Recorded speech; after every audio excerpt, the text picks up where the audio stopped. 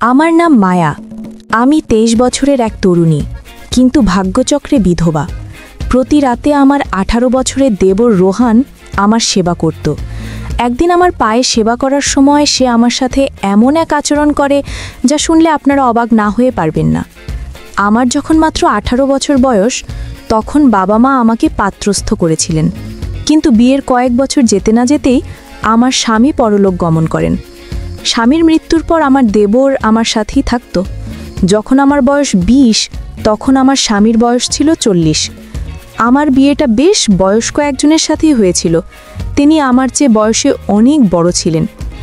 আমি এক দরিদ্র পরিবারের মেয়ে ছিলাম, তাই আমার বাবা মা ভেবেছিলেন যে আমার স্বামীর বয়স বেশি হলেও তার অগাধ সম্পত্তি আমার ভবিষ্যৎ সুরক্ষিত করবে। তারা তার অর্থ ও সম্পদ দেখেই আমার বিয়ে দিয়েছিলেন। বয়সের পার্থক্যটা বড় করে দেখেননি। কিন্তু বিয়ের পর স্বামীর সাথে কয়েক বছর কাটানোর পরেই তিনি হঠাৎ মারা যান। তার মৃত্যুর কারণ ছিল অতিরিক্ত মদ্যপানের ফলে লিভার নষ্ট হয়ে যাওয়া। আমার স্বামী দামি মদের শৌখিন ছিলেন এবং প্রায়ই বন্ধুদের সাথে বাড়ির বাইরে রাতভর আমোদ প্রমোদে মেতে থাকতেন। আমি সারাদিন বাড়িতে থেকে নিজের দায়িত্ব পালন করতাম। অনেক সময় আমার মনে হতো, আমার প্রতি যখন স্বামীর কোনো টান বা অনুভূতি নেই, তাহলে তিনি কেন আমাকে বিয়ে করেছিলেন? বিয়ের পর তিনি কোনোদিন ভালোবেসে আমার সাথে দুটো কথা বলেননি। প্রথম দিনই সাফ জানিয়ে দিয়েছিলেন, দেখো মায়া, তোমার যত টাকার প্রয়োজন হয় আলমারি থেকে নিয়ে নেবে। বাইরের কোনো জিনিসের দরকার হলে বাড়ির চাকরকে বলবে, কিন্তু তুমি কখনো বাড়ির বাইরে যাবে না। আর একটা কথা মনে রাখবে, আমি কখন বাইরে যাচ্ছি বা ফিরছি এসব নিয়ে আমাকে কোনো প্রশ্ন করবে না। এটা আমার সম্পূর্ণ ব্যক্তিগত বিষয়। তখন আমার বয়স কম ছিল বলে স্বামীর কথার গভীরতা পুরোপুরি উপলব্ধি করতে পারিনি। আমি বুঝতে পারিনি যে তিনি কেবল বিয়ে করে সামাজিক দায়িত্ব পালন করেছিলেন। সংসারের প্রতি তার কোনো মনোযোগ ছিল না। এমন নয় যে তিনি আমার সাথে একেবারেই কথা বলতেন না, প্রয়োজনের ভিত্তিতে বলতেন। কিন্তু আমি তার স্ত্রী হিসেবে যে ভালোবাসার সঙ্গ পাবার আশা করছিলাম, তা কখনো পাইনি। ধীরে ধীরে যখন আমি এই শূন্যতা অনুভব করতে শুরু করি, তখন আমি আমার বাবা মায়ের সাথে বিষয়টা নিয়ে আলোচনা করেছিলাম। আমি তাদের বলেছিলাম যে আমি টাকা পয়সার স্বাচ্ছন্দ্য পেলেও স্বামীর ভালোবাসার সুখ পাইনি। আমার কথা শুনে বাবা মা আমাকে বোঝাতেন, দেখ মা, ভালোবাসার চেয়ে টাকা অনেক বেশি মূল্যবান। আমাদের বাড়িতে তুই তো দেখেছিস কি ভীষণ অভাব ছিল। তোদের আমি দুবেলা পেট ভরে খাওয়াতেও পারতাম না, কিন্তু যেখানে তোর বিয়ে হয়েছে সেখানে অন্তত অর্থের অভাব নেই। তোর ওই বড় ঘরে বিয়ে হয়েছে বলেই আজ আমরাও দুবেলা খেতে পারছি। তাই এসব ছোটোখাটো ব্যাপার নিয়ে মন খারাপ করিস না। তারা এসব বলে আমাকে সান্ত্বনা দিয়ে শ্বশুরবাড়িতে পাঠিয়ে দিত, কিন্তু আমার মনের কষ্টটা তারা কখনো বুঝতে চেষ্টা করেননি।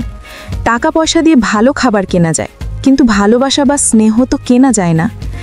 তবে একটা বিষয় ভালো ছিল, আমার স্বামী বিয়ের পর থেকে আমার দরিদ্র বাবা মাকে প্রতি মাসে অর্থ দিয়ে সাহায্য করতেন। এজন্য আমি মনে মনে খুশি হতাম যে তিনি অন্তত আমার পরিবারের কথা ভাবেন। কিন্তু আমার প্রতি তার কোনো যত্ন বা দায়িত্ববোধ ছিল না। এভাবেই আমার জীবনটা একঘেয়ে কেটে যাচ্ছিল। আমি ঘরের দায়িত্ব পালন করতাম, আর তিনি বন্ধুদের সাথে আমোদ ফুর্তিতে ব্যস্ত থাকতেন।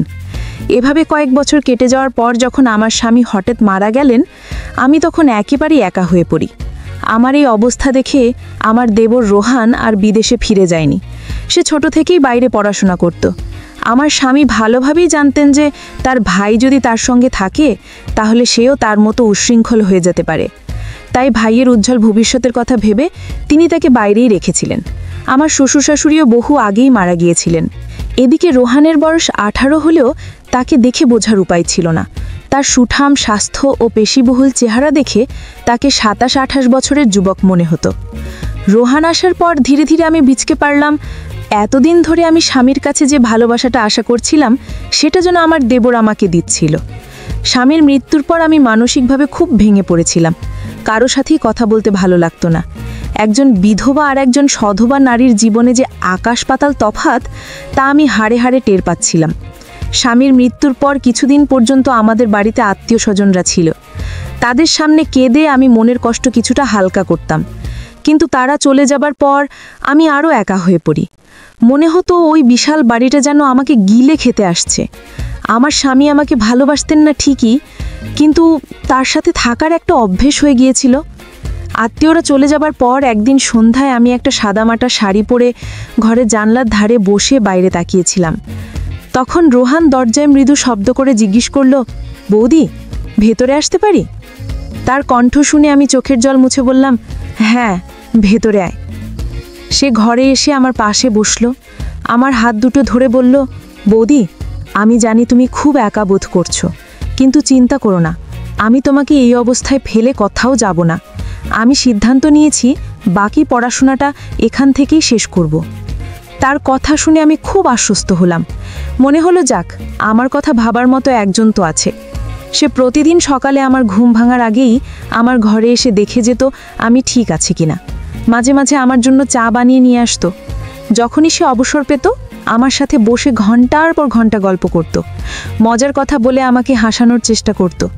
আমি যখন দুশ্চিন্তায় থাকতাম, আমার মাথায় যন্ত্রণা হলে সে আমার মাথা টিপে দিত। আমি তাকে বারণ করলে সে মায়া ভরা কণ্ঠে বলতো, বৌদি, তোমার উপর আমার কি কোনো অধিকার নেই? আমি কি তোমার একটু সেবা করতে পারি না? তার এই আন্তরিক কথায় আমি আর তাকে বাধা দিতে পারতাম না। এভাবেই দিন কাটতে লাগলো এবং আমার দেবর আমার খুব কাছে আসতে শুরু করলো। ধীরে ধীরে আমি বুঝতে পারছিলাম যে রোহান আমার প্রতি অত্যন্ত যত্নশীল। এই অনুভূতিটা আমার ভেতরটাকে নাড়িয়ে দিচ্ছিল, কারণ আমি ঠিক এই ভালোবাসাটাই একদিন আমার স্বামীর কাছে চেয়েছিলাম। রোহানের সাথে যতই দিন কাটছিল, আমি ততই অজান্তেই তাকে পছন্দ করতে শুরু করেছিলাম। কিন্তু একটা সময় আমার মনটা এমনভাবে ভেঙে যাবে তা আমি কল্পনাও করতে পারিনি। আসলে দোষটা সম্পূর্ণ আমারই ছিল। আমি একবারও ভেবে দেখিনি যে রোহান আমার চেয়ে বয়সে ছোট আর আমি তার চেয়ে বড়। আমি কি করে এত বড় একটা ভুল করতে যাচ্ছিলাম? তার আমার প্রতি শ্রদ্ধা, যত্ন আর ভালোবাসাকে আমি অন্য কিছু ভেবে বসেছিলাম। সে কি সত্যিই আমাকে তার দাদার বিধবা স্ত্রী হিসেবে দেখত, নাকি এর পেছনে অন্য কোনো অনুভূতি ছিল? আমি তা বুঝতে পারছিলাম না। আমার খাওয়া দাওয়া থেকে শুরু করে শারীরিক সুস্থতা সব কিছুর খেয়াল সে রাখত। এতে আমি তাকে অন্য চোখে দেখতে শুরু করি এবং তার প্রতি আমার প্রত্যাশা বাড়তে থাকে। স্বামীর মৃত্যুর পর দুশ্চিন্তার কারণে আমাকে নিয়মিত ওষুধ খেতে হতো। সেই ওষুধও রোহান আমাকে নিজের হাতে খাইয়ে দিত। সে সব সময় বলতো, বৌদি, নিজের শরীরের যত্ন নাও, ঠিকমতো না খেলে তো শরীর আরও ভেঙে পড়বে। দাদাকে তো আমি হারিয়েছি, তোমাকে কোনোভাবেই হারাতে চাই না। তার মুখ থেকে এমন কথা শুনে আমি তাকে অন্য রকম ভাবতে শুরু করেছিলাম। আমার মনের অনুভূতিগুলো ভালোবাসার দিকে মোড় নিচ্ছিল। এভাবে প্রায় ৩-৪ মাস কেটে যাবার পর আমি আমার 18 বছরের দেবরের জন্য নিজেকে নতুন করে সাজাতে শুরু করেছিলাম। আমার স্বামী তো কোনোদিন আমার দিকে সেভাবে তাকায়নি, তাই রোহানের কাছ থেকে এত যত্ন পেয়ে আমি তাকে মন দিয়ে ফেলেছিলাম। পরিস্থিতি এমন হয়েছিল যে রোহান আমার সামনে এলেই আমি লজ্জায় লাল হয়ে যেতাম। তাকে আকর্ষণ করার জন্য আমি সুন্দর করে সেজেগুজে থাকতাম। আমি সেজে থাকলে সে বলতো, বৌদি, তুমি এভাবেই সেজেগুজে হাসি খুশি থেকো, আমি তোমাকে সব সময় হাসি খুশি দেখতে চাই। সে বুঝতেও পারেনি যে আমি তাকে ভালোবেসে ফেলেছি। আমার দেবরের স্নেহ আর ভালোবাসা পাওয়ার জন্য আমি ভুল পথে হাঁটতে শুরু করেছিলাম। তার সান্নিধ্য পাওয়ার আশায় আমি নানা ছলনার আশ্রয় নিতে শুরু করেছিলাম। সে আমার যত্ন নিত, কিন্তু সেটা শ্রদ্ধার ছিল, আমি যা ভাবছিলাম তা নয়। তার পবিত্র যত্ন আর ভালোবাসাকে আমি ভুল বুঝতে শুরু করেছিলাম। সেদিন আমি মনে মনে ঠিক করলাম, অনেক হয়েছে লুকোচুরি, এবার আমি তাকে সরাসরি আমার মনের কথা জানাবো যে আমি তাকে ভালোবাসি এবং তার সাথেই বাকি জীবনটা কাটাতে চাই। সেদিন রোহান বাড়ি ফিরলে আমি ইচ্ছে করে অসুস্থতার ভান করলাম। বললাম, আমার সারা শরীরে খুব ব্যথা, আমি বিছানা থেকে উঠতেও পাচ্ছি না। আমার উদ্দেশ্য ছিল তার মনোযোগ আকর্ষণ করা। আমি যখন তাকে ব্যথার কথা বললাম, সে রান্নাঘর থেকে এক বাটি তেল গরম করে নিয়ে এলো। ঘরে এসে বলল, বৌদি, তুমি শান্ত হয়ে শুয়ে থাকো, আমি তোমার পায়ে মালিশ করে দিচ্ছি, দেখবে ব্যথা কমে গেছে। আমি মনে মনে খুব খুশি হলাম। ভাবলাম, সে যখন আমার সেবা করবে তখন নিশ্চয়ই আমার প্রতি আকৃষ্ট হবে।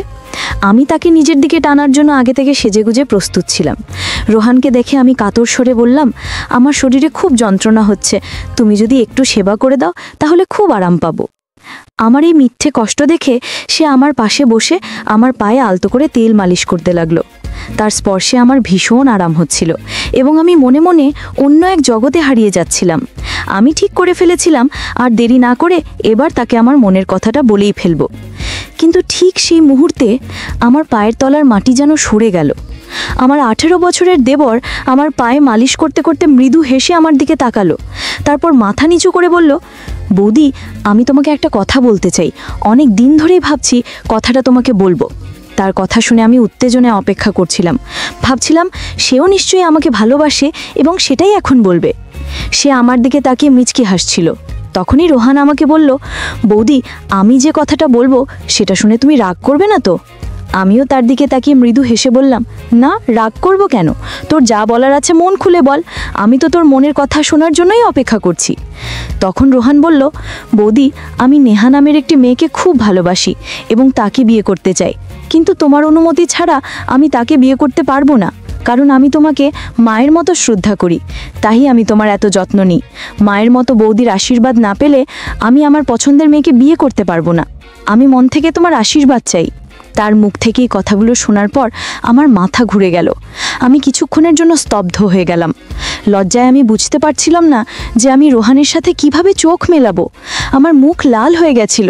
আমি স্বপ্নেও ভাবতে পারিনি যে রোহান আমাকে মায়ের মতো মনে করে আমার সেবা যত্ন করত, আর আমি তার সেই পবিত্র ভালোবাসাকে ভুল বুঝেছিলাম। তার কথা শুনে আমার চোখ দিয়ে জল গড়িয়ে পড়ল।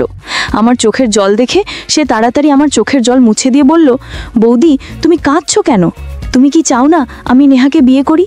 আমার কোনো কথা যদি তুমি কষ্ট পেয়ে থাকো তাহলে আমাকে ক্ষমা করে দিও। তখন আমি তার কাঁধে হাত রেখে জোর করে হেসে বললাম, আরে পাগল, আমি তো খুশিতে কাঁদছি। আমার দেবরটা তো অনেক বড় হয়ে গেছে। তুই যখন বিয়ে করে তোর বউকে বাড়িতে নিয়ে আসবি তখন হয়তো আমাকে আর আগের মতো ভালোবাসবি না, আমার এত যত্ন করবি না, এই ভেবেই হয়তো আমার চোখে জল এসে গেছে।